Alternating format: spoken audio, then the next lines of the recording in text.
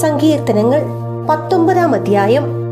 പ്രപഞ്ചവും നിയമവും ദൈവമഹത്വം ഉദ്ഘോഷിക്കുന്നു.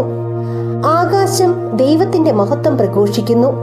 വാനവിധാനം അവിടുത്തെ കരവേല വിളംബരം ചെയ്യുന്നു. പകൽ പകലിനോട് അവിരാമം സംസാരിക്കുന്നു. രാത്രി രാത്രിക്ക് വിജ്ഞാനം പകരുന്നു. ഭാഷണമില്ല, വാക്കുകളില്ല, ശബ്ദം പോലും കേൾക്കാനില്ല. എന്നിട്ടും അവയുടെ സ്വരം ഭൂമിയിലെങ്ങും വ്യാപിക്കുന്നു. അവയുടെ വാക്കുകൾ ലോകത്തിന്റെ അതിർത്തിയോളം എത്തുന്നു. അവിടെ സൂര്യന് ഒരു കൂടാരം അവിടുന്ന് നിർമ്മിച്ചിരിക്കുന്നു. മണിയറയിൽ നിന്ന് മണവാളനെ എന്ന പോലെ സൂര്യൻ അതിൽ നിന്ന് പുറത്തു വരുന്നു. മല്ലനെ പോലെ പ്രസന്നതയോടെ അവൻ ഓട്ടം ആരംഭിക്കുന്നു.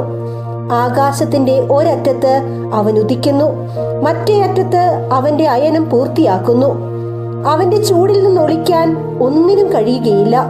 കർത്താവിന്റെ നിയമം അവികലമാണ്, അത് ആത്മാവിന് പുതുജീവൻ പകരുന്നു. കർത്താവിന്റെ സാക്ഷ്യം വിശ്വാസ്യമാണ്, അത് വിനീതരെ വിജ്ഞാനികളാക്കുന്നു. കർത്താവിന്റെ കൽപ്പനകൾ നീതിയുക്തമാണ്, അവ ഹൃദയത്തെ സന്തോഷിപ്പിക്കുന്നു. കർത്താവിന്റെ പ്രമാണം വിശുദ്ധമാണ്, അത് കണ്ണുകൾ പ്രകാശിപ്പിക്കുന്നു. ദൈവഭക്തി നിർമ്മലമാണ്, അതെന്നേക്കും നിലനിൽക്കുന്നു.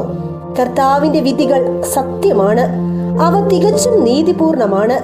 അവ പൊന്നിനെയും തങ്കത്തെയും കാൾ അഭികാമ്യമാണ്. അവ തേനിനെയും തേൻകട്ടയെയും കാൾ മാധുര്യമുള്ളവയാണ്. അവ തന്നെയാണ് ഈ ദാസനെ പ്രബോധിപ്പിക്കുന്നത്. അവ പാലിക്കുന്നവന് വലിയ സമ്മാനം ലഭിക്കും. എന്നാൽ സ്വന്തം തെറ്റുകൾ മനസ്സിലാക്കുവാൻ ആർക്ക് കഴിയും? അറിയാതെ പറ്റുന്ന വീഴ്ചകളിൽ നിന്ന് എന്നെ ശുദ്ധീകരിക്കണമേ. ബോധപൂർവം ചെയ്യുന്ന തെറ്റുകളിൽ നിന്ന് ഈ ദാസനെ കാത്തുകൊള്ളണമേ. അവ എന്നിൽ ആധിപത്യം ഉറപ്പിക്കാതിരിക്കട്ടെ. അപ്പോൾ ഞാൻ നിർമ്മലനായിരിക്കും, മഹാപരാധത്തിൽ നിന്ന് ഞാൻ വിമുക്തനായിരിക്കും. എന്റെ അപേക്ഷയിലെയും വിമോചകനുമായ കർത്താവേ, എന്റെ അധരങ്ങളിലെ വാക്കുകളും ഹൃദയത്തിലെ വിചാരങ്ങളും അങ്ങയുടെ ദൃഷ്ടിയിൽ സ്വീകാര്യമായിരിക്കട്ടെ.